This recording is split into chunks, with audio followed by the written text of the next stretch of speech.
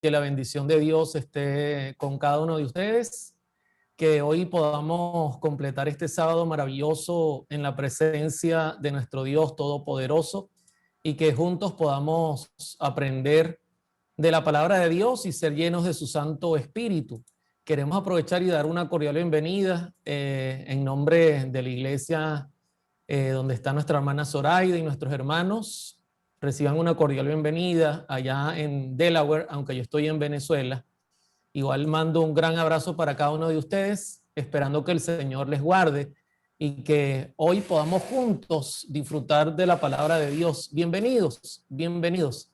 A todos los que nos siguen a través de las redes sociales, quiero agradecer a Tiempo Actual que nos ha facilitado la transmisión también por YouTube. A nuestro hermano Leslie Bislique, que está desde Chile. Aquí hay un equipo grande de personas que está trabajando, no solamente en Delaware, sino también en Chile. Tenemos a nuestro hermano Leslie Bislique, encargado de la parte de transmisión para las redes sociales, y nosotros estamos compartiendo justamente de ellos por nuestro canal, por nuestra cuenta en Facebook. Así que sean todos bienvenidos. Bienvenidos. A través de Tiempo Actual también se está transmitiendo por YouTube. Así que damos a todos un excelente y feliz sábado.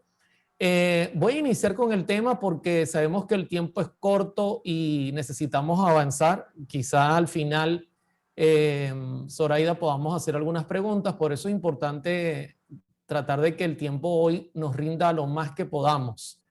Así que de antemano voy a comenzar.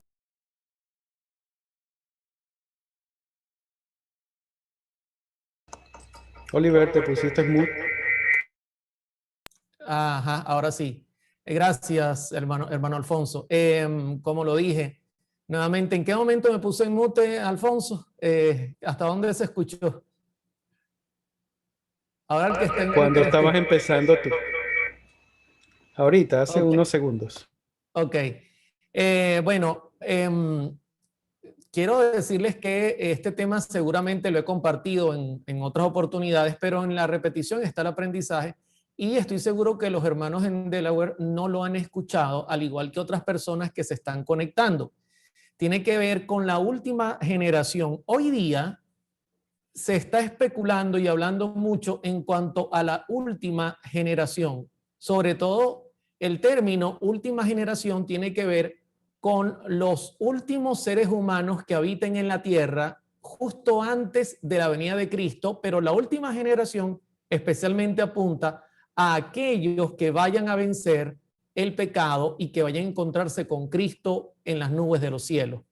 Hoy día muchos dicen que esto es una fábula y que los que presentan tal mensaje no se están basando en las Sagradas Escrituras o en el espíritu de profecía. Algunos dicen inclusive que es imposible guardar la santa ley de Dios. Yo he dedicado ya 2 temas. El primer tema, hablamos sobre la caída de Lucifer y la acusación que lanzó contra Dios, diciendo: yo voy a demostrar al universo, a los seres creados, a los mundos que están creados, que no se puede guardar la ley de Dios. Él lo dijo clarito porque él no quiso ser obediente, y entonces él quiso agarrarse de allí para decir: si yo no puedo, nadie puede.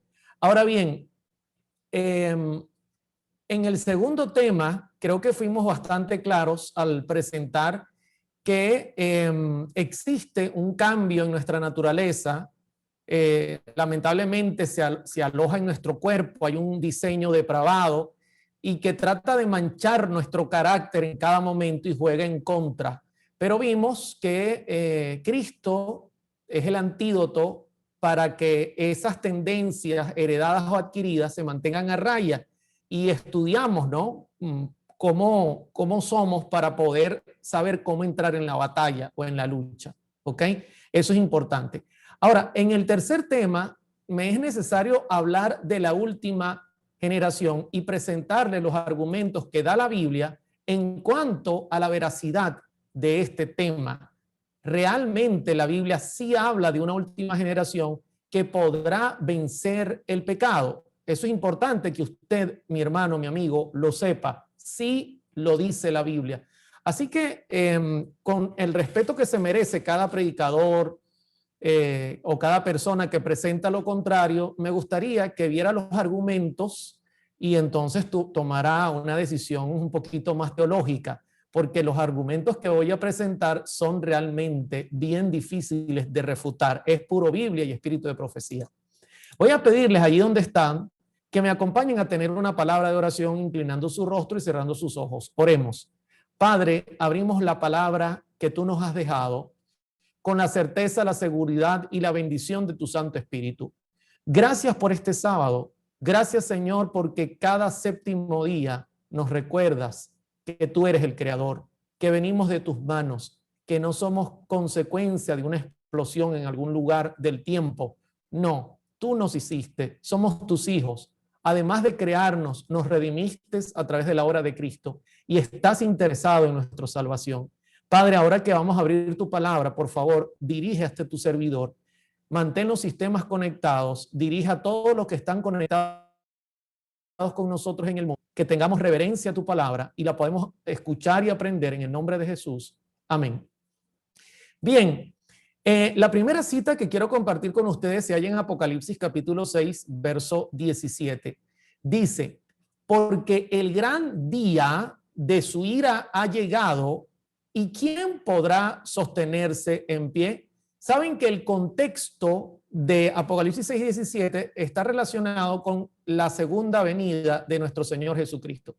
Claramente dice, el gran día de su ira ha llegado, el momento en que se cristaliza la segunda venida de Cristo y se hace una pregunta que es como un desafío. ¿Y quién podrá sostenerse en pie delante de semejante situación?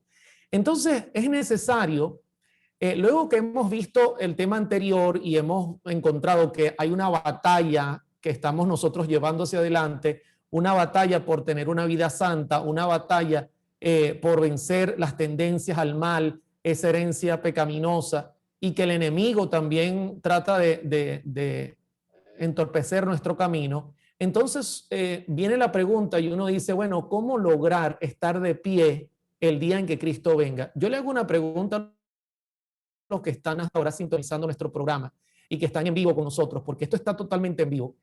Se acerca el día en que la gran ira de Dios se manifieste. Estamos mirando señales inequívocas del pronto regreso de Cristo. Seguramente que sí, no se acostumbren ahora porque el diablo con un cuentagotas va llevando hacia adelante lo que hace, pero no se acostumbren a estar encerrados y luego decir, no, esta es una nueva normalidad. No, hace muy poco tiempo no necesitábamos hacer cultos virtuales, podíamos salir sin problema. Hoy día estamos en una tremenda crisis mundial, sin duda una aceleración de los eventos finales.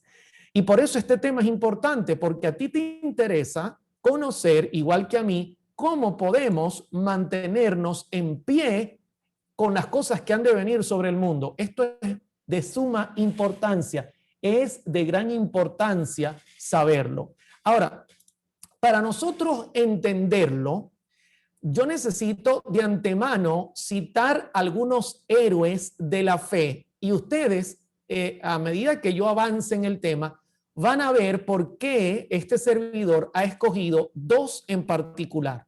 Debería haber escogido tres, pero escogí dos porque estos dos son los que necesitamos mirar realmente por su testimonio y por la forma en que ellos lograron vencer. Así que voy a comenzar con el primero y antes de iniciar voy a citar Mateo capítulo 5, verso 8. Y noten cómo Mateo 5:8 responde la pregunta, ¿quién podrá sostenerse en pie? Dice allí claramente, bienaventurados los de limpio corazón, porque ellos verán a Dios. ¿Ok? Bienaventurados los de limpio corazón, los que tienen un carácter puro, porque ellos verán a Dios. Me llama la atención lo que dice el comentario bíblico adventista en cuanto a este pasaje. Mateo 5:8 dice, el ser limpio de corazón, noten esto, hermanos, porque cada texto que voy a presentar tiene su profundidad y no podemos perder ni un poquito de cada texto. El ser limpio de corazón equivale a estar revestido con el manto de justicia de Cristo, el lino fino del cual están ataviados los santos, es decir, la perfección de carácter. ¿Recuerdan que ese fue el tema que tocamos en esta mañana? ¿Cómo nosotros necesitamos que Cristo barra de nuestro carácter todas esas cosas que no deben estar allí? Entonces, ¿qué es una persona de limpio corazón? Equivale a estar revestidos con la justicia, con el manto de justicia de Cristo. Recuerdan que yo les dije que al bautizarnos, nuestra humanidad se une a la humanidad y divinidad de Cristo. Nos da el poder de vencer. Su justicia nos cubre con su poder y es el lino fino con el cual estamos ataviados y debemos estar ataviados, la perfección de carácter. Ahora, el primer personaje, usted seguramente ha oído mucho de él. Se llama Enoc. Y voy a compartir algunas características. Usted dirá, pero ¿por qué tenemos que leer sobre estas personas? Miren, estas personas lograron perfeccionar su carácter. Así que nos es necesario entender qué hicieron. Porque en el tema de esta mañana yo compartía lo que era la parte teórica. Como me decía un profesor que nos daba clase a nosotros de química, decía, la teoría es fácil, el problema siempre está en la práctica, decía él. Esta mañana vimos la teoría y oye, maravilloso, ¿no? Como el Señor tiene el poder de inmunizarnos del virus del pecado en nuestro carácter. Pero ¿cómo hacerlo? Bueno, aquí vamos con la práctica ahora. Y noten lo que voy a leer de Enoc en el capítulo 5 de Génesis, verso 21. Vivió Enoc 65 años y engendró a Matusalem. Me llama la atención porque Matusalem significa que se quebraría o que vendría un diluvio sobre la tierra. O sea que Enoc profetizó con el nombre que colocó a su hijo, a su primer hijo. Enoc profetizó en cuanto a el juicio que vendría sobre el planeta Tierra en sus días. Increíble. Pero ¿qué ocurrió cuando Enoc tuvo a Matusalem? Porque lo tuvo a los 65 años. Note lo que dice el espíritu de profecía. En el Hogar Cristiano, página 142. Después del nacimiento de su primer hijo, Enoc alcanzó una experiencia más elevada. Se fue elevando. Fue atraído a más íntima relación con Dios. Comprendió más cabalmente sus propias obligaciones y responsabilidades como hijo de Dios. Cuando conoció el amor de su hijo hacia él y la sencilla confianza del niño en su protección, cuando sintió la profunda y anhelante ternura de su corazón hacia su primogénito. O sea, luego que Enoc tiene a su hijo, Enoc realmente llega a un nivel de comprensión y experiencia más elevada porque entiende la forma en que Dios trataría a sus seres como Dios nos trata como un padre. Esa relación que Dios tiene con el hombre era la misma relación que Enoc comenzó a tener con su hijo y él comenzó a comprender esa confianza sencilla, esa protección. Ahí fue cuando algo profundo invadió su corazón. Sigue diciendo Elena de White, aprendió la preciosa lección del maravilloso amor de Dios hacia el hombre, manifestado en la dádiva de su hijo y la confianza que los hijos de Dios podían tener en el Padre Celestial. O sea que Enoc, al tener a su hijo, él fue aprendiendo poco a poco. Él entendió, mira, si este es mi hijo, mi primogénito, que yo lo quiero tanto, ¿cuánto dolerá a Dios entregar a su santo hijo para salvar al ser humano? La comprensión del evangelio se agrandó. Ahora bien, dice Génesis 5:22, y caminó Enoc con Dios después que engendró a Matusalén. Y miren cuántos años, mis hermanos. 300 años y engendró hijos e hijas. Y a veces a nosotros nos cuesta pasar un sábado con el Señor. Y Enoc anduvo con el Señor 300 años. Y a veces nosotros estamos mirando el sol, a ver, todavía hay sol. Oye, falta todavía un poco para terminar el sábado. Andamos desesperados. Pareciera que el tiempo es demasiado. Pero para Enoc 300 años parecía que fuese un sábado. Una cosa increíble. 300 años caminó Enoc con Dios. Sigue diciendo la sierva del Señor. Y noten cómo caminó Enoc con Dios. Dice, el andar de Enoc con Dios no era en arrobamiento o en visión. No era que allá va Enoc en visión. No, olvídese de eso. Sino en el cumplimiento de los deberes de su vida diaria. No se aisló de la gente, convirtiéndose en ermitaño. No, me voy a ir a una montaña donde nadie me vea para yo mantenerme puro como hace más de uno. No, pues tenía una obra que hacer para Dios en el mundo, en el seno de la familia, en sus relaciones con los hombres, como esposo, como padre, como amigo, como ciudadano. Fue firme y constante siervo de Dios. Ese era Enoc. Enoc en todo lo que hacía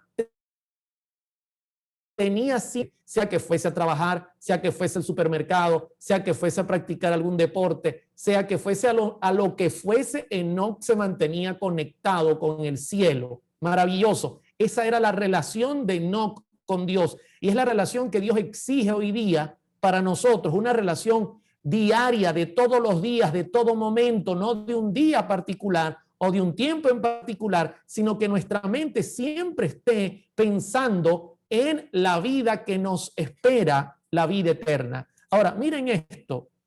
Dice Génesis 5:24.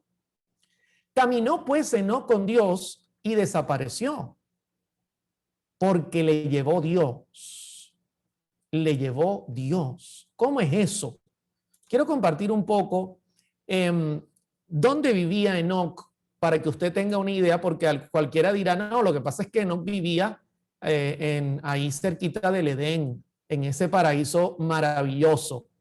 No, Enoc vivía en tiempos donde la tierra era peligrosa, donde la tierra estaba muy similar a lo que estamos viviendo hoy día en el mundo. Fíjense cómo lo presenta Elena de White en el manuscrito 42 del año 1900. Enoc no moraba con los impíos. Se ubicó junto con su familia donde la atmósfera fuera lo más puro posible. No era un ermitaño, pero no vivía en Los Ángeles, California. No era un ermitaño, pero no vivía en Lima, Perú. No era un ermitaño, pero no vivía en Caracas, Venezuela, ni en Bogotá, Colombia. No, él se ubicó con su familia en un lugar donde la atmósfera fuera la más pura posible. Él cuidaba no ligarse con los impíos a menos que le fuese a predicar. Y noten esto, de ese lugar a veces iban los habitantes del mundo con su mensaje recibido de Dios. Después de proclamar su mensaje, siempre llevaba de vuelta consigo hasta su lugar de retiro a los que habían recibido la amonestación. O sea, Enoc salía de viaje, viviendo en un lugar no solitario, no apartado, pero sí retirado de las ciudades impías, de donde la impiedad reinaba, y entonces bajaba, predicaba el evangelio, y luego que predicaba el evangelio, entonces muchos le seguían, muchos le decían, ¿dónde moras tú? Como hacían con Jesús. ¿Dónde moras, maestro? Y le seguían, iban con él. Ahora, yo le hago una pregunta. Mucha gente me dice, hermano Oliver, ¿debemos salir hoy día de las ciudades? Hermanos, mire, nunca fue el plan de Dios que viviéramos en una ciudad atestada de gente. Nunca fue ese plan de Dios. ¿Por qué? Porque vivir en medio de las ciudades es vivir con impíos, con gente impía, y el que anda con cojos cojea. Eso es algo bien delicado. Cuidado con eso. Dios nos animó desde el principio, y lo vamos a notar, aquí podemos ver el testimonio, de que nosotros viviéramos no aislados, pero en lugares apartados, De hecho, las ciudades eran construidas siempre, usted va a notar esta tendencia por la descendencia que apuntaba hacia Caín y sus descendientes. Ellos eran los grandes constructores de ciudades. Les gustaba estar metidos todos aglomerados en un lugar. Una vez fui a Nueva York bueno, unas cuantas veces a predicar, a hacer el mismo trabajo que Enoc. Y yo veía esa cantidad de gente y esa cantidad de edificios y yo decía, Señor, aquí llega a pasar algo y nadie se escapa. No va a dar chance de nada. Aparte, veía la impiedad y decía, ¿cómo se puede vivir aquí? Es difícil. Hermanos, la idea es vivir en un lugar como lo hacía Enoc, donde nuestra familia pueda ser lo más pura posible. Ahora bien, inclusive usted yéndose a una montaña puede llevarse el mundo en la cabeza. Así que no solamente esto vale, ¿ok? Esto es un punto, pero también hay otros esfuerzos que hacer. En Judas capítulo 1, versos 11 y 14 dice, ay de ellos, porque han seguido el camino de Caín y se lanzaron por el lucro en el error de Balaam y perecieron en la contradicción de Coré. Y dice, de estos también profetizó Enoc, séptimo desde Adán, diciendo, he aquí, vino el Señor con sus santas decenas de millares. Enoc inclusive tuvo el poder del espíritu de profecía, era un profeta. ¿Saben que Enoc conoció a Adán? Y del propio Adán, Enoc escuchó lo que ocurrió en el Edén.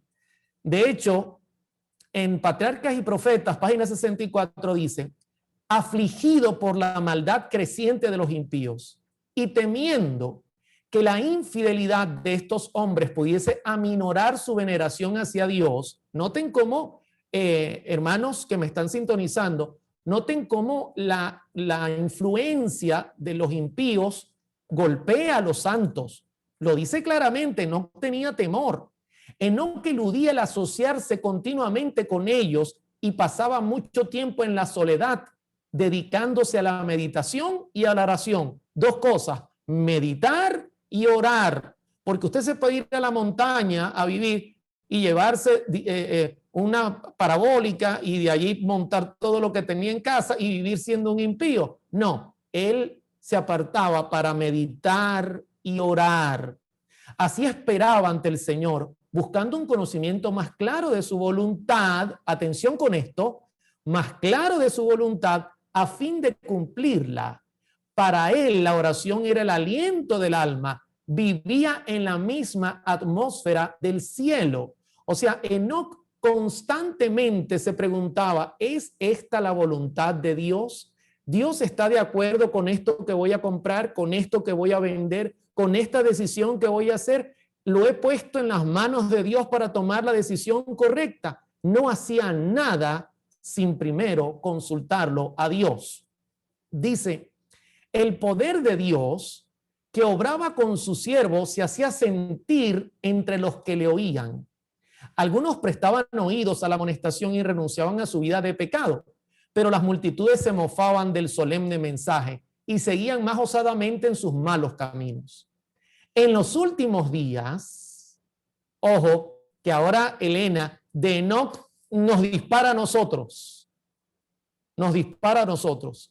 En los últimos días, los siervos de Dios han de dar al mundo un mensaje parecido. Fíjese, vivía en un lugar donde la atmósfera fuera más santa, vivía en meditación y oración, bajaba, predicaba el evangelio y llevaba con él a aquellos que aceptaban la verdad. No se aislaba, pero sí compartía el evangelio. Dice, en los últimos días los siervos de Dios han de dar al mundo un mensaje parecido, que será recibido también con incredulidad y burla. El mundo antediluviano rechazó las palabras de amonestación del que anduvo con Dios. De la misma forma, miren esto, la última generación no prestará atención a las advertencias de los mensajeros del Señor. ¿Qué le parece esto? Imagínense si Enoc era el séptimo, O sea, no había una herencia tan larga, y nosotros ya hemos entendido que a medida que la herencia ha ido avanzando los años y han nacido nuevas generaciones, cada generación es peor que la anterior, y así sucesivamente. Enoc era la 7ª generación, y con todo, nadie escuchó su mensaje. No digamos que nadie, pero muy pocos los escucharon. Y usted dirá, hermano Oliver, ¿y cómo sabe que muy pocos los escucharon? Porque usted ya sabe qué ocurrió en el diluvio. 8 solo se salvaron. Y Dios miró a la tierra y solamente vio a uno, entre comillas, justo, a Noé. Sigue diciendo en Hebreos 11:5, hablando de Enoc, por la fe, ojo, porque aunque él actuó por la fe. Si Enoc no tuviese fe, no hubiese hecho cambios. Por la fe, Enoc fue traspuesto para no ver la muerte, y no fue hallado, porque lo traspuso Dios, y antes que fuese traspuesto, tuvo testimonio de haber agradado a Dios. Enoc no vio la muerte. Por mucho tiempo me pregunté, ¿por qué Enoc no vio la muerte? No se pierda la parte final del tema. ¿Por qué Dios lo traspuso? ¿Por qué se lo llevó? Dice Patriarcas y Profetas, miren esto, porque esto es tremendo, esto es profundo. Satanás procuraba inculcar a los hombres la creencia de que no había premio para los justos, ni castigo para los impíos, y que era imposible para el hombre obedecer los estatutos divinos. ¿Recuerda que se lo dije el viernes en la noche? Ya sábado, que Satanás dijo, yo voy a demostrarlo. Y entonces no solamente decía yo voy a demostrarlo, sino que lo inculcaba. Él hacía que los hombres repitieran lo mismo que él enseñaba. Es imposible para el hombre obedecer los estatutos divinos. Pero en el caso de Enoc, dice, Dios declara de sí mismo que sí existe y que recompensa a los que le buscan. Hebreos 11:6. Revela lo que hará en bien de los que guardan sus mandamientos. En pocas palabras, Dios dice, Enoc demuestra que Satanás está mintiendo. Sí se puede guardar la ley y los estatutos divinos. Dice Elena G. White, miren cómo lo dice clarito, hermana Zoraida, Alfonso, Daniel, todos los que están conectados, Leslie, a los hombres se le demostró que se puede obedecer la ley de Dios. ¿Qué dijo Satanás en el cielo? Voy a demostrar lo contrario. Voy a demostrar lo contrario para que si Dios me tiene que destruir a mí, destruya a todos los seres. Que aún viviendo entre los pecadores corruptos podían, mediante la gracia de Dios, no olvide este punto que se lo dije en el tema de la mañana, es el antídoto que puede lograr quitar del carácter todas aquellas cosas que nos tienen manchado, resistir la tentación y llegar a ser puros y santos. Vieron en su ejemplo la bienaventuranza de esta vida y su traslación fue una evidencia de la veracidad de su profecía acerca del porvenir que traerá un galardón de felicidad, gloria y vida eterna para los obedientes. Ahora, hago una pregunta hasta acá y hago la pregunta de siempre. ¿Cómo vamos hasta aquí?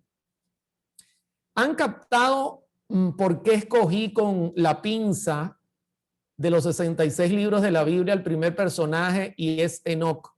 Porque Enoc representa lo que nosotros debemos lograr y alcanzar. Ahora, la salvación no es por obras, pero hay obras que hacer para nosotros reforzar el cuidado que debemos tener para mantener la gracia de Cristo obrando en nuestro ser. O sea, no crea usted que viviendo en una gran metrópolis, que asociándose con impíos, que viendo cualquier tipo de programación, que oyendo cualquier tipo de música o comiendo cualquier tipo de comidas, usted igual va a alcanzar la salvación.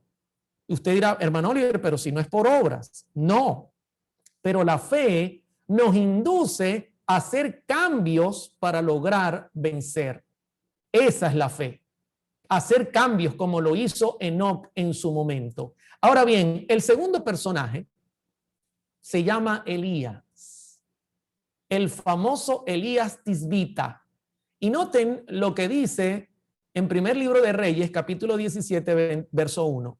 Entonces Elías Tisbita, que era de los moradores de Galaad, dijo a Acab: vive Jehová Dios de Israel, en cuya presencia estoy, subrayado, que no habrá lluvia ni rocío en estos años, sino por mi palabra.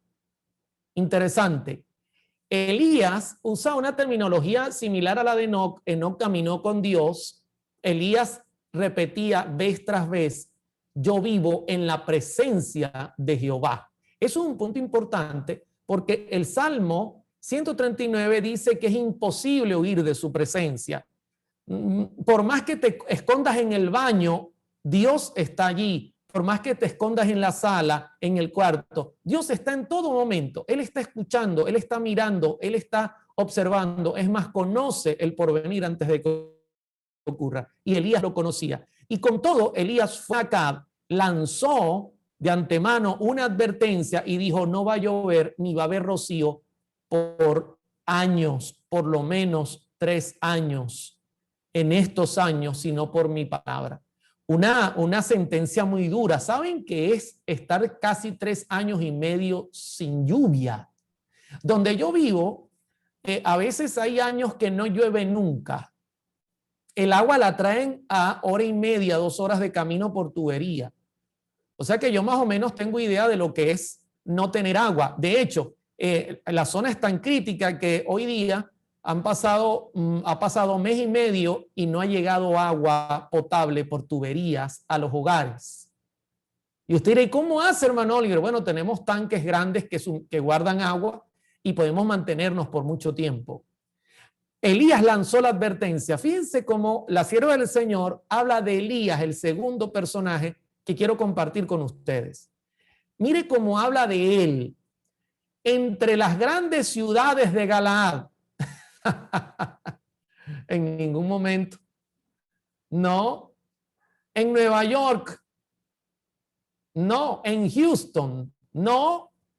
No. En Santiago de Chile tampoco. Dice: entre las montañas de Galaad, al oriente del Jordán, moraba en los días de Acab un hombre de fe y oración. Las mismas características que nombra la escritura de Enoc, cuyo ministerio intrépido estaba destinado a detener la rápida extensión de la apostasía en Israel, alejado de toda ciudad de renombre.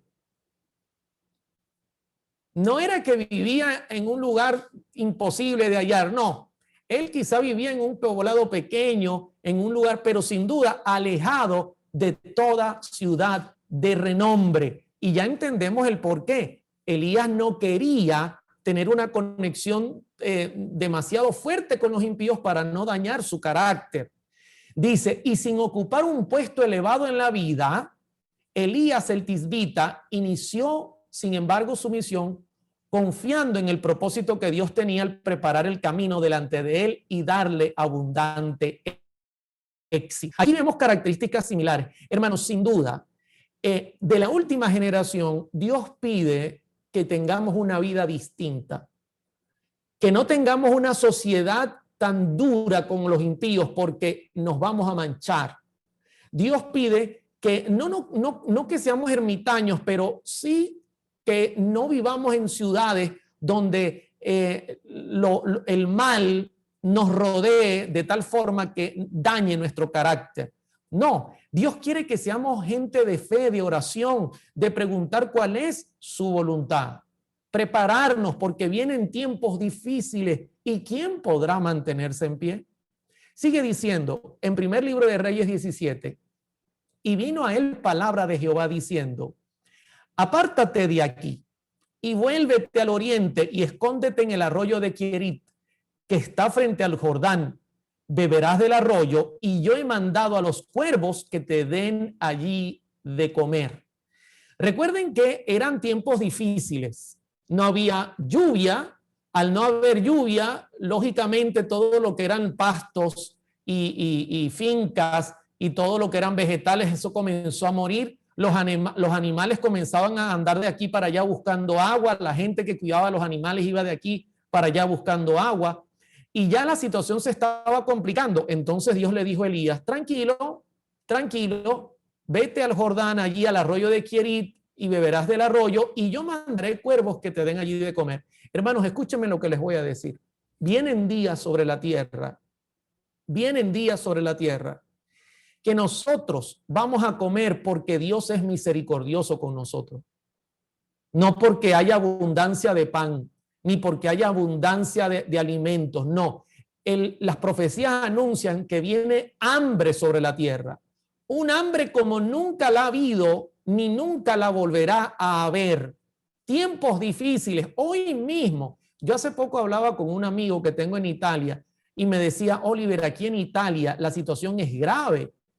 Es un país que depende mucho de lo que es el turismo, igual que Grecia, por ejemplo. Y todos los lugares turísticos, hoteles, todo está cerrado. Se está escaseando los alimentos, la situación es compleja. Hace pocos días me escribió un familiar de Houston y me dice, Oliver, apenas logré conseguir 7 botellitas de agua cuando fue el momento que el frío congeló Houston con temperaturas alarmantes y la gente no hallaba qué hacer. Solo hallé 7 botellitas de agua y una bolsita de pan, fue todo lo que hallé. Vienen días, hermanos, que el mundo va a pasar por grandes tribulaciones y solo confiaremos en Dios para que Él nos alimente. Ahora imagínense viviendo usted en una gran ciudad donde hay millones buscando lo mismo que usted y que yo. Elías fue enviado al arroyo de Querit, pero me sorprende la manera en que Dios lo va a alimentar, enviando cuervos para que le lleven comida. Yo le hago una pregunta. Si Dios le aparece en una visión y le dice, hermana Zoraida, tranquila, vete al río de Querit, que yo voy a enviar cuervos para que te alimente. Yo pienso que Zoraida diría, Señor, no había otro animalito que tú enviaras. Tenía que ser un cuervo lo que tú enviaras. Un cuervo que es un ave de rapiña. Un ave que tiene como función limpiar el medio ambiente. No podía ser otro. ¿Estás seguro que la comida va a llegar? Miren, yo puse aquí la descripción del cuervo. Es un ave inteligente y extraordinariamente adaptable. Vive como carroñero y predador y puede sobrevivir todo el año en lugares tan diferentes como el desierto caluroso o en la tundra ártica alta. El gran problema es que es carroñero. ¿Cómo Dios va a enviarle al pobre Elías un ave carroñera para que le lleve comida? ¿Vas a poner al león a cuidar la carne? Imposible. Pero Elías era un hombre de fe. Nunca se consigue en la escritura que Elías diga, Señor, tengo miedo de ser abandonado. Nunca, mi hermano. Era un hombre que sabía en quién creía.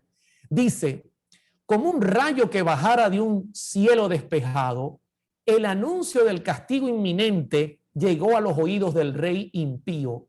Pero antes que Acab se recobrase de su asombro o formulase una respuesta, Elías desapareció tan abruptamente como se había presentado, sin aguardar para ver el efecto de su mensaje. Y el Señor fue delante de él, allanándole el camino, preparándole el camino. ¿Ve qué maravilloso es Dios? Se le ordenó al profeta, apártete de aquí y vuélvete al oriente y te escóndete en el arroyo de Querit, que está delante del Jordán, y beberás del arroyo, y yo he mandado a los cuervos que te den allí de comer. Tremendo. Y el hombre obedeció, se fue para allá, no hubo nada que decir. Dice el primer libro de Reyes 17, y él fue e hizo conforme a la palabra de Jehová, pues se fue y vivió junto al río de Querit, que está frente al Jordán, y los cuervos le traían pan y carne por la mañana, y pan y carne por la tarde, y bebía del arroyo. Me decía un hermano, ¿se da cuenta lo que le mandó el señor Elías? Le mandó carne. Yo le decía, ¿y cuál es el problema? No era vegetariano, no era vegano. Yo le dije, hermano, esto no es cuestión de ser o no ser vegetariano o vegano, es que no había más nada que comer. O Elías comía lo que había dentro de lo posible o se moría de hambre. se moría de hambre. Era una situación de emergencia, de sobrevivir. Así que más bien es un milagro grande. Usted no está viendo los cuervos, pero sí está viendo la carne. Increíble, ¿no? Hay gente que es una cosa seria a veces. Y sigue diciendo, pasado algunos días, se secó el arroyo. Lógico, 3 años y medio sin llover, porque no había llovido sobre la tierra. Y luego, verso 8, vino a él palabra de Jehová diciendo, levántate, vete a Sarepta de Sidón, mora allí. He aquí yo he ordenado a una mujer viuda que te sustente. Ahora, primero los cuervos. Ahora Dios lo manda, atención, a Sarepta de Sidón, que es territorio gentil, que es territorio donde vivían personas no judías, no israelitas, y para colmo lo manda a la casa de una viuda. Imagínese usted, primero los cuervos y ahora la viuda en territorio hostil, en territorio pagano. Este hombre tendría que ser un hombre poderoso de fe para poder atender. Yo podría decir, Señor, pero ¿por qué no había alguien rico en Sarepta de Sidón? ¿Tenías que mandarme a una viuda? El primer libro de Reyes 17. Entonces él se levantó y se fue a Sarepta. ¿Se dan cuenta la forma de ser? No hay discusión, no hay nada que ver. Nada que ver, no igual que Israel en los tiempos de Moisés. Señor, nos has traído al desierto para matarnos, decían ellos. Y cuando llegó a la puerta de la ciudad, he aquí una mujer viuda que estaba allí recogiendo leña. Y la llamó y le dijo, te ruego que me traigas un poco de agua en un vaso para que beba. Discúlpenme que yo me ría, pero ¿cuántos años más o menos hay que no llueve? 3 años y medio y Elías pide agua. Tremendo esto, tremendo. ¿Me puede traer agua? Y yendo ella para traérsela, porque era algo sagrado en el Medio Oriente negar el agua, él la volvió a llamar, amiga, hija, venga acá un momentico, y le dijo, te ruego que me traigas también un bocado de pan en tu mano.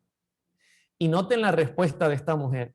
Y ella respondió, vive Jehová tu Dios, que no tengo pan cocido, solamente un puñado de harina tengo en la tinaja y un poco de aceite en una vasija. Y ahora recogía 2 leños para entrar y prepararlos para mí y para mi hijo, para que lo comamos y nos dejemos morir. ¿Notan el contraste? Elías confiado, diciendo, hay sequía, no hay lluvia, se secó el pasto, los animales están muriendo, pero yo no me preocupo, yo no tengo preocupación de eso. Hay alguien que por mí se preocupa, yo dejo que él haga las cosas. Señor, ¿qué quieres que haga? Vete a la casa de una viuda. Entonces llega a la casa de la viuda y le dice, dame agua. Y cuando va a buscar el agua, por favor, me traes pan también. Seguramente Elías venía de caminar. Y la mujer, que es una pagana, le dice, mira, yo iba a buscar la última maderita que quedaba para hacer un leño, prepararlo para mí, para mi hijo, y luego vamos a morir. Notan el contraste. Estos son los últimos días. De igual forma, el mundo entrará en tal conflicto que los hijos de Dios dirán, nosotros sabemos en quién hemos creído, mientras que los impíos, como dice los paganos, como dice Mateo capítulo 5 y 6, que buscan estas cosas, entrarán en pánico y dirán, ¿y ahora quién podrá ayudarnos para salir de esta gran crisis? Dice la sierva del Señor en Profetas y Reyes, por un tiempo Elías permaneció escondido en las montañas donde corría el arroyo de Querit. Durante muchos meses se le proveyó milagrosamente de alimento. ¿Cómo? Milagrosamente. Más tarde, cuando debido, a la prolongada sequía se secó el arroyo, Dios ordenó a su siervo que hallase refugio en tierra pagana.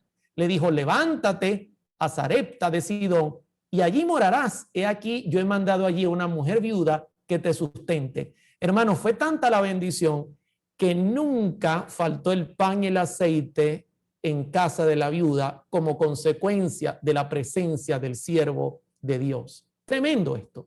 Un hombre santo, un hombre consagrado, un hombre que había hecho cambios en su vida, al igual que Enoc, para refinar su carácter, para que la gracia abundase sobre sí. Qué bendición tan grande, ¿no? Hermanos, tenemos que copiar esto.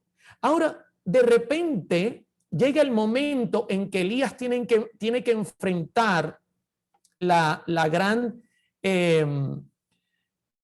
coalición que había, el nuevo orden mundial que se había formado con Acab y su esposa que Jezabel, que era terrible, donde se había juntado lo religioso, lo pagano, lo ocultista, lo espiritista, lo secular. Prácticamente es el mismo cuadro de los últimos días. Ahora Elías tiene que enfrentar esta tremenda apostasía.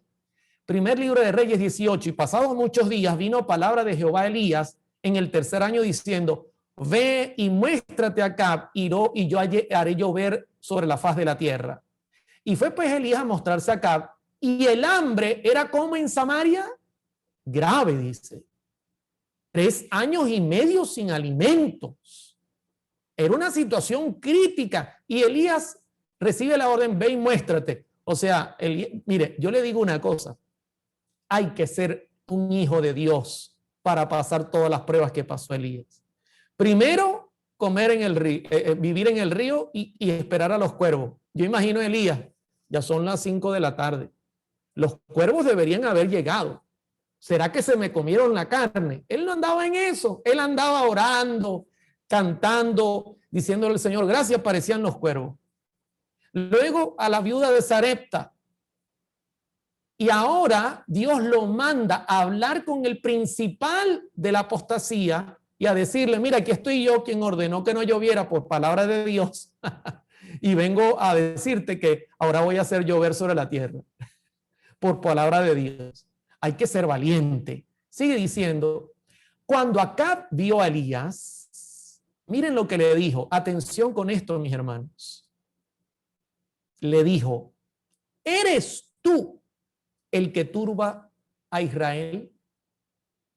Se lo voy a decir en español. Elías, hace 3 años y medio paró de llover, los animales murieron, el agua se nos ha acabado, no hay pasto, todo se murió. ¿Y sabes qué? Tu culpa es culpa tuya. Tú eres el culpable de todas las desgracias que están ocurriendo hoy día en nuestro pueblo. Yo imagino a la gente alrededor: déjenmelo a mí, que yo me encargo de él, nos vamos a vengar. Algo terrible. Ahora, yo les hago una pregunta: ¿el mundo se está llenando de dolor, tristeza y de muerte?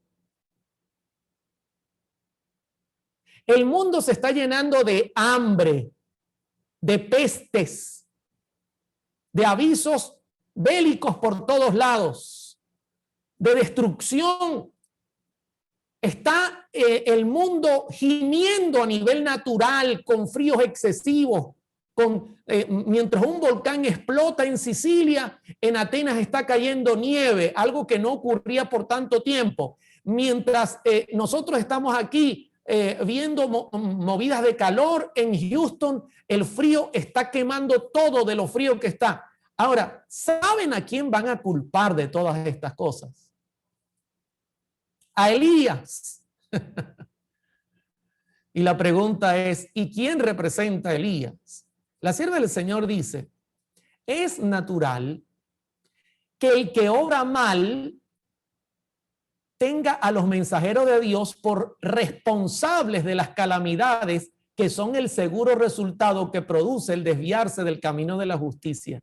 Tremendo esto. Voy a leerlo nuevamente para que usted lo digiera.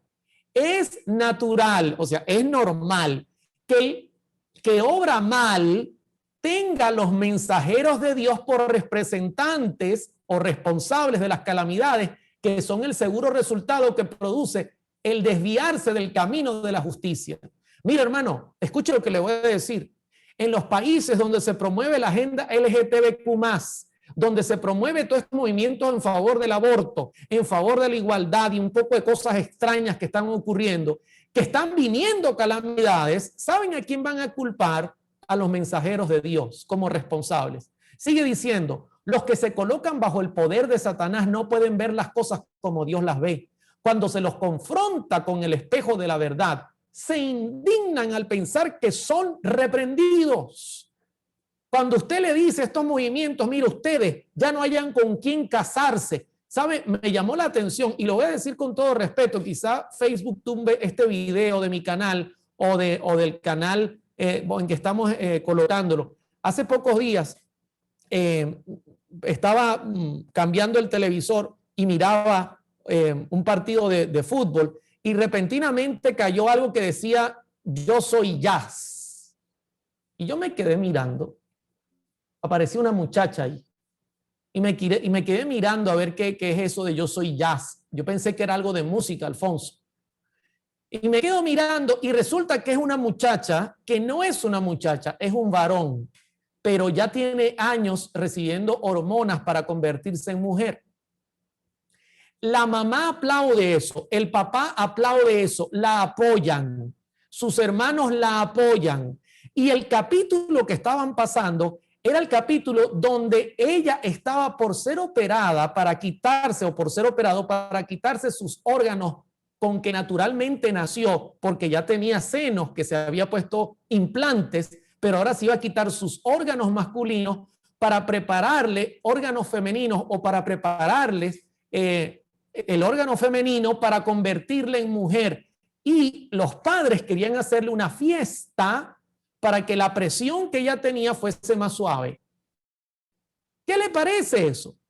¡Qué locura de mundo! Y lo más triste, mis hermanos, es que en el poco tiempo que vi, el muchacho que se convertía en muchacha y que lo estaban por operar para hacerlo muchacha, le dice a la mamá que ella está, o que él, que es ella, está enamorada de otra muchacha.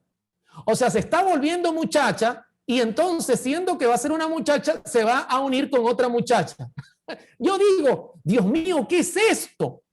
Los padres aplaudiendo, le hicieron una torta con la forma del órgano masculino para que ella cortara el órgano masculino como de risa, preparándose para la operación. Me da vergüenza decirlo solamente. Ese es el mundo que nos rodea. Y lo que viene, mis hermanos, decía Billy Graham, si Dios en nuestra generación no detiene el mundo, tendrá que pedirle perdón a Sodoma y a Gomorra, decía Billy Graham. Los que se colocan bajo el poder de Satanás no pueden ver las cosas como Dios las ve. Cuando se los confronta en el espejo de la verdad, se indignan al pensar que son reprendidos. Cegados por el pecado, se niegan a arrepentirse, consideran que los siervos de Dios se han vuelto contra ellos y que merecen la censura más severa. Pobre Elías. Dice primer libro de Reyes 18:18, y él respondió, miren la valentía de este hombre, yo no he turbado a Israel. No soy yo el culpable de todo lo que está pasando en el mundo acá, no te equivoques. No somos nosotros los culpables de lo que está ocurriendo en el mundo, del reseteo que está haciendo el gran movimiento mundial para llevar a la pobre humanidad a un estado de dictadura religiosa. No somos nosotros los culpables de todo el desastre. No, sino tú, dice, y la casa de tu padre, dejando los mandamientos de Jehová y siguiendo a los Baales. ¡Qué valentía tan grande! Y quiero que miren esta amonestación. Tremendo esto. De pie y consciente de su inocencia delante de Acab, Elías no intenta disculparse ni halagar al rey. No, no, no. Oye, rey, vengo acá para hablar contigo, discúlpame. No, no, no. Él tenía su porte. Claro, yo vengo acá porque estoy dolido. Han hecho de Dios lo que le han dado la gana a ustedes. Vengo por el honor de Jehová. Tampoco procura eludir la ira del rey dándole buena noticia o la buena noticia de que la sequía casi terminó. Rey, cálmate, no te pongas bravo conmigo, ya la sequía va a terminar. No, no, no, tampoco. No tiene por qué disculparse. Lleno de indignación y del ardiente anhelo de ver honrar a Dios. Ojo con eso, hermana Zoraida. Ojo con eso, mis hermanitos que están conectados con nosotros en las redes sociales. Elías, ya su preocupación no estaba en él, no estaba así, no estaba, ¿tendré mi carácter purificado? No, ya había pasado ese nivel y ahora su indignación es el anhelo de ver honrar a Dios. ¿Por qué? Porque Satanás es quien está detrás de la deshonra de Dios. Yo voy a demostrar que Dios es malo. Elías dice, no, Tú le preguntas a cualquiera en la calle, me sorprende esto lo que voy a decir, pero tú le preguntas, yo tengo un amigo que a cada rato me llega y me dice, si Dios es tan bueno, ¿por qué permite todo el desastre que hay en el mundo? ¿Por qué tanta gente está muriendo de COVID-19? Yo perdí a mi hermano mayor el 25 de diciembre de COVID-19. ¿Por qué? Déjenme decirle, Dios no es el culpable. Y Elías lo sabía.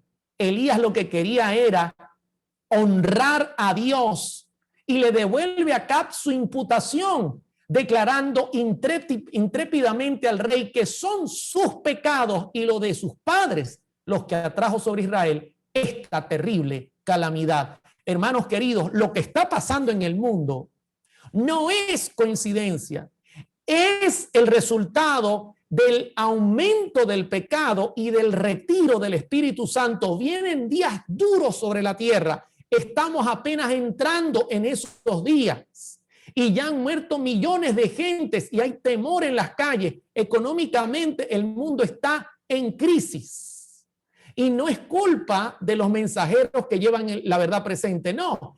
Es culpa de la maldad que se ha multiplicado. Lamentablemente, esa es la gran verdad. Y ahora dice, ojo con esto, porque esto es una tremenda amonestación. Mire esta amonestación, profetas y reyes. Son muchos los cristianos profesos que dirían, si expresasen sus sentimientos verdaderos, o sea, si la mente que piensa hablara, dirían, ¿qué necesidad hay de hablar con tanta claridad? Disculpen mi risa un poco sarcástica. ¿Por qué tú tienes, Oliver, que hablar con esa claridad? ¿Qué necesidad hay? Dice, muchos cristianos profesos, si su mente hablara, dirían, ¿por qué? No, tranquilo. Así han arguido hombres que debieran haberse destacado como fieles guardianes de la ley de Dios hasta que la política de conveniencia reemplazó la fidelidad y se dejó sin reprensión al pecado. Y noten cómo la sierva del Señor cierra la oración. ¿Cuándo volverá a oírse en la iglesia la voz de los representantes fieles? Tremendo esto. Tremendo. Si la mente hablara, si escuchara, ¿qué necesario hablar con tanta claridad? Vamos suave. Cristo es amor. Dios mira tu corazón. No, mis hermanos, así no es. Y el pobre Elías, usted conoce la historia, luego de vencer a los profetas de Baal, de dejar en vergüenza a Acab, de hacer que descendiera agua con el poder de Dios y derrotar de manera potente la mentira que había y volver a colocar a Dios en su lugar y demostrar que Dios está por encima de todas las cosas, huyó a la cueva. Tuvo que refugiarse. ¿Sabe por qué? Porque con todo lo que vio el mundo en los días de Acab, todavía querían quitarle la vida a Elías. ¿Le suena eso? ¿Le suena eso? No escucharán las amonestaciones, tendremos que huir. Y fíjense lo que dice en primer libro de Reyes 19. Y allí se metió en una cueva donde pasó la noche y vino a él palabra de Jehová, el cual le dijo, Elías, ¿qué haces aquí? Él respondió, tengo miedo. Estoy ocultándome del miedo. No. Miren lo que responde. He sentido un vivo celo por Jehová, Dios de los ejércitos. Elías le hervía la sangre, como dicen en Colombia, hermana Zoraida, estaba enfogonado. Porque los hijos de Israel han dejado tu pacto, han derribado tus altares y han matado a espada a tus profetas. Y solo yo he quedado y me buscan para quitarme la vida. Tremendo. Y la respuesta me llama la atención, ¿no? Porque el Señor más adelante le va a responder, le dice, no te preocupes, yo tengo 7,000 rodillas que no se han doblado a Baal, así que cálmate. Dice profetas y reyes, pero una reacción como la que con frecuencia sigue a los momentos de mucha fe y de glorioso éxito oprimía a Elías. Temía que la reforma iniciada en el Carmelo no durase y la depresión se apoderó de él. Sí, sí, mis hermanos, un hombre de Dios, pero se deprimió porque esperaba un resultado real, pero esto no se dio. Dice Santiago 5:17. Quiero que noten esto. Elías era hombre sujeto a pasiones semejantes a las nuestras. Pregunto, ¿tenía la misma lucha, la misma naturaleza pecaminosa que nosotros tenemos que luchar? Sí, dice, pasiones similares a las nuestras. Y oró fervientemente para que no lloviese, y no llovió sobre la tierra por 3 años y 6 meses. Noten cómo la Biblia presenta que Elías no era un Superman. Elías era un hombre como tú y como yo, como las mujeres que están sintonizando, pero el Señor le oía porque él se empeñaba en buscarlo. En segundo libro de Reyes 2:11 termina de esta manera: y aconteció que yendo ellos y hablando, he aquí un carro de fuego con caballos de fuego, apartó a los dos, a Elías y a Eliseo, y Elías subió al cielo en un torbellino. Tremendo. Hemos visto la vida de Enoc y la vida de Elías, ejemplos a seguir. Ellos no vivían en ciudades de renombre, trataban de ubicarse con su familia en un lugar donde mantuviesen su conexión con el cielo, iban y predicaban a los impíos, mantenían una vida de fe y oración, en todo el día pasaban pensando en la obra que el Señor quería para ellos, eran gente de fe, gente santa, comprometida con el mensaje. Maravilloso, maravilloso. Ahora, yo hago una pregunta.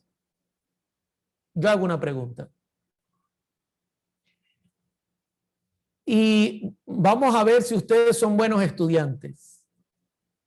¿Qué coincide? ¿Cuál es el punto de coincidencia más fuerte entre Enoc y Elías? La historia de estos dos héroes de la fe, ¿cuál es el punto en el cual ambos coinciden de una manera única en toda la Escritura? ¿Qué dice Daniel? Se relacionaban con Dios. Sí, pero otros también lo hicieron. A ver, comunión. Otros también la tenían, pero hay una característica que los une a los dos única. Nadie más la tiene en la Biblia. Aquí dice Elibet, dice, no conocieron la muerte. Perfecto. Enoc y Elías son los únicos dos seres humanos que fueron al cielo sin morir. Ahora, yo le hago a usted una pregunta. Dios es caprichoso. Dios, entre tantos miles de millones que han vivido en esta tierra, se encaprichó con Enoc y Elías. Y por eso se los llevó. ¿Qué opinan ustedes? ¿Dios es así? ¿Se encapricha y escoge con una pinza? ¿O ellos lograron obtener la victoria que no logró otro en la Escritura?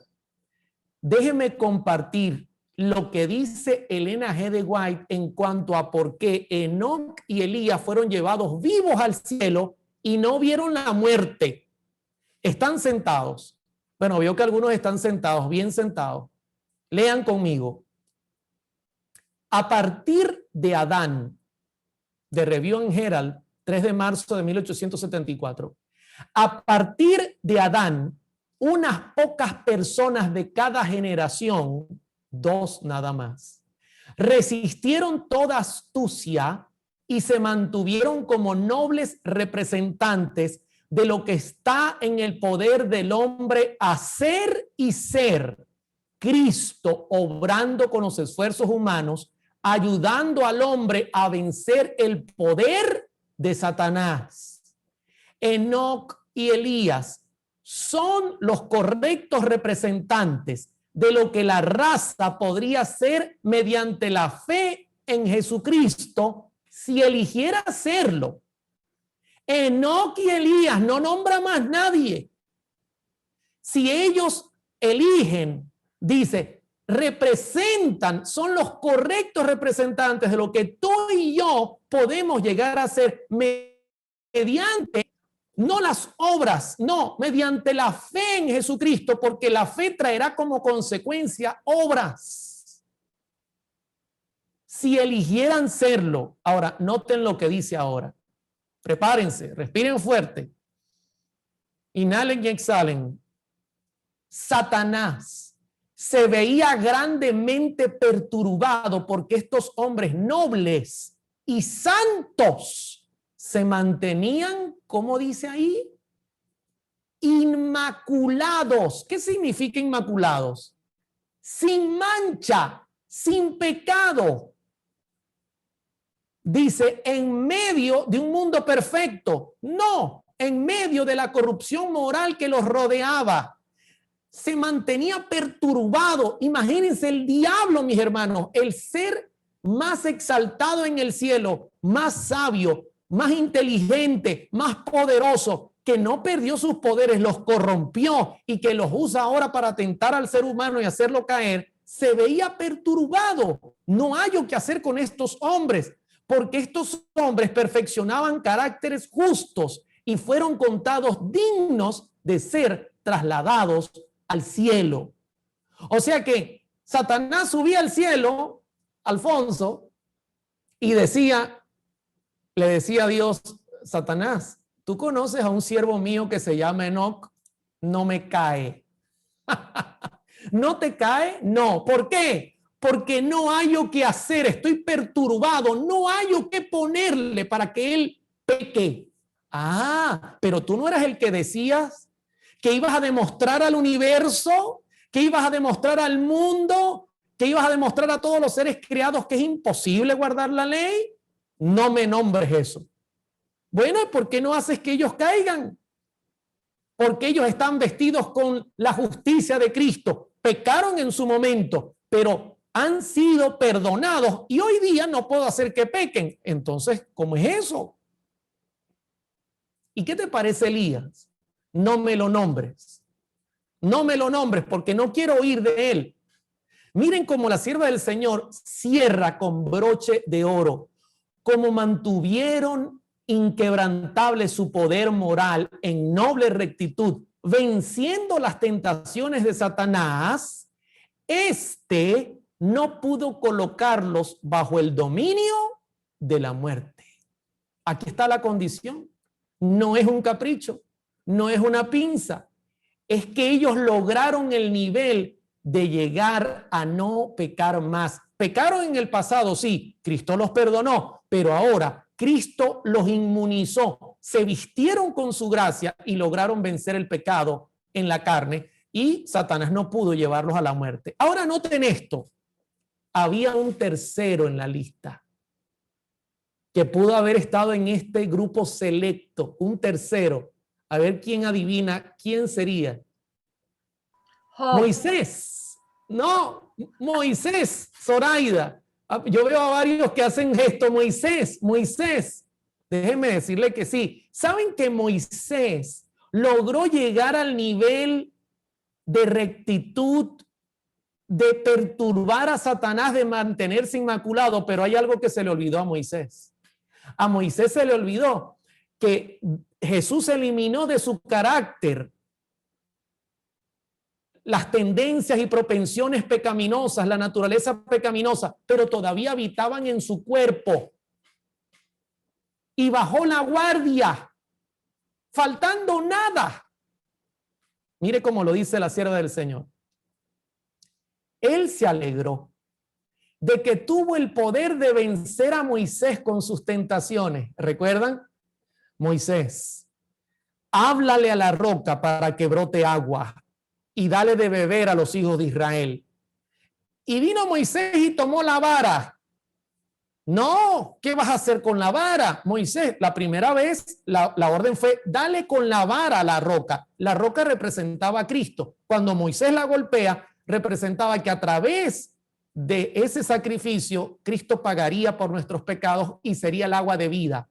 Pero la segunda vez no había que pegarle, porque usted no tiene que volverle a pegar a Jesús. Usted lo que tiene que hacer es pedir. Y Moisés le dice, Dios le dice, pídele a la roca, pero Moisés estaba tan cansado, el peso que tenía era tan grande que se descuidó. Había llegado al nivel de santidad, de una vida inmaculada. Estaba listo para ser llevado al cielo vivo y tomó la vara y golpeó la roca.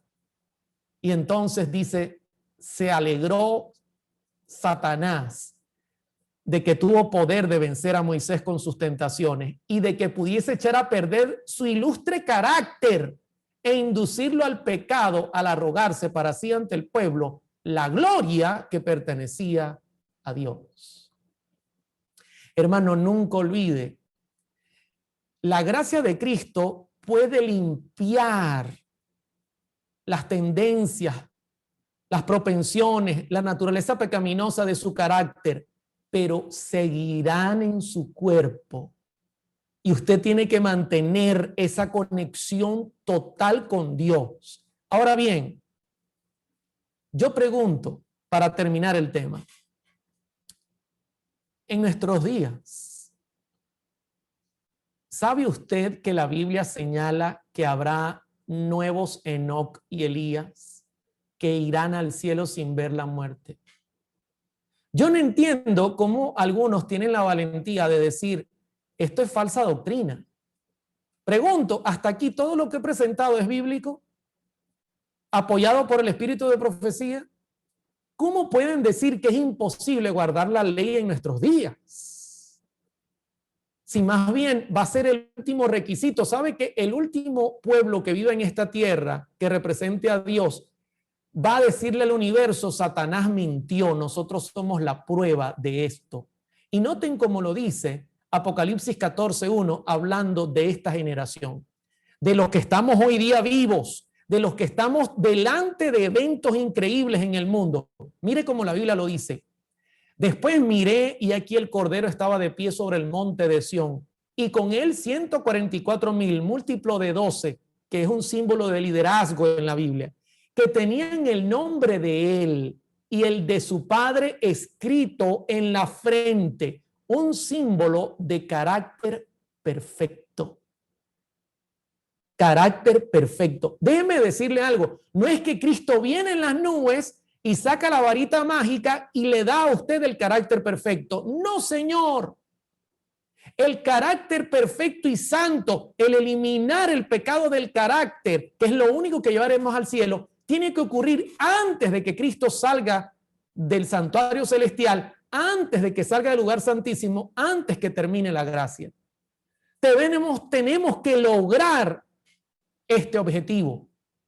Y dice también la Escritura, Apocalipsis 14:4, estos son los que no se contaminaron con mujeres, pues son vírgenes, un símbolo de pureza en cuanto a conocimiento, en cuanto a doctrina, en cuanto a lo que Dios exige en su palabra.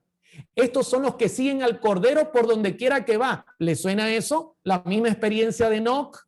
Caminó Enoc con Dios, en cuya presencia estoy, decía Elías. Estos fueron redimidos de entre los hombres como primicias para Dios y para el Cordero. Y note cómo termina el verso 5. Y en sus bocas no fue hallada mentira. Pues son, como dice, sin mancha delante del trono de Dios. Bendito sea su santo nombre. Hermano, yo hago una pregunta. Si Elías y Enoc lograron llegar a este nivel, ¿será que nosotros podemos llegar con la misma gracia, con el mismo poder que ellos recibieron, haciendo lo que ellos hicieron por fe? ¿Será que nosotros en nuestra generación podemos lograrlo? Yo creo que sí. Yo tengo la certeza que sí. Pregunto, ¿alguno de los que están escuchando, levantando su mano, quisiera unirse a esta generación única? Decirle, Señor, mira, no lo he alcanzado, pero aquí estoy con mis problemas, con mis herencias y con mis tendencias, con mi carácter dañado, manchado, pero creo que tú me puedes cambiar. Creo, porque lo he leído en tu palabra, que la gracia de Cristo no solo perdona, también me hace santo en todo, me hace vivir en total santidad. Dios bendiga a todos los que están levantando su mano. Créanlo, para Dios todo es posible.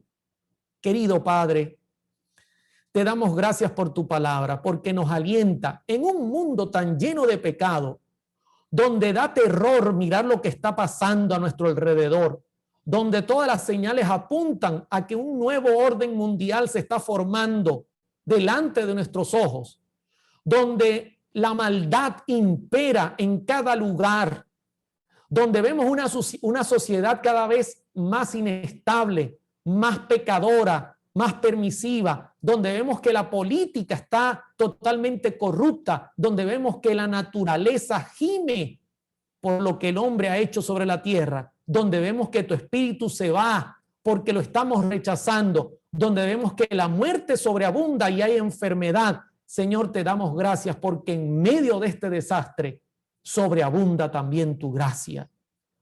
Tu gracia tiene el poder de perdón. Si hay alguna persona que está sintonizándonos, Señor, por favor, perdona su pecado y perdona el mío. Somos grandes pecadores. Quebrantamos tu corazón al pecar, no una ley fría, no una letra fría, es tu corazón. Por favor, ten misericordia. Borra nuestros pecados del libro que guarda registro. Déjalo limpio. Y por favor, deja nuestro carácter puro y sin mancha. Quita de nosotros toda tendencia, que seamos sinceros, honestos y que hablemos contigo con una oración sincera y te digamos, Señor, no puedo con esta prueba. Es superior a mí. Me puedes revestir de tu poder para vencer. Así nosotros lograremos la victoria. Te doy gracias por este programa.